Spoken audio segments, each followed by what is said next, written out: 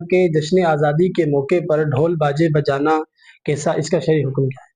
دیکھیں، نبی پاک صلی اللہ علیہ وآلہ وسلم نے ارشاد فرمایا کہ دنیا و آخرت میں دو آوازیں ملعون ہیں۔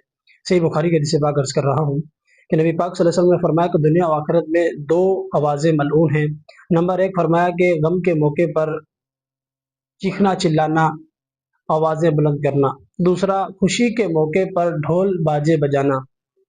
اب 14 اگست ہے، 14 اگست یہ خوشی کا موقع ہے نا، خوشی کے موقع پر ہم ڈھول باجے بجاتے ہیں تو حدیث پاک کے مطابق یہ جائز نہیں ہے، ڈھول باجے بجانا شرعاً جائز نہیں ہے۔ تو اس میں بڑا کردار والدین کا ہوتا ہے کہ والدین کو یہ احتیاط کرنی چاہیے کہ اپنے بچوں کو ان کاموں کے لیے پیسے وغیرہ ہی نہ دے کہ جن سے وہ یہ چیزیں خرید سکے، ایسے آلات خرید سکے کہ جن سے دوسرے مسلمانوں کو بھی تکلیف پہنچتی ہے۔ جیسا کہ ابھی کوئی باجے وغیرہ لیتا ہے تو اس سے کوئی بیمار ہے یا کوئی گھر میں سو رہا ہے تو اس کی نیند میں خلل آ جاتا ہے، کوئی بیمار ہے اس کی بیماری میں اضافہ ہو جاتا ہے۔ باجے کی آواز تھوڑی سی خطرناک ہوتی ہے، کو آتی ہے فوراً سے، کوئی اچانک سے، تو بندہ ڈر جاتا ہے۔ تو ڈر کی وجہ سے کئی ہم نے دیکھے بھی ہیں اس طرح کہ ان کے دل پھٹ جاتے ہیں۔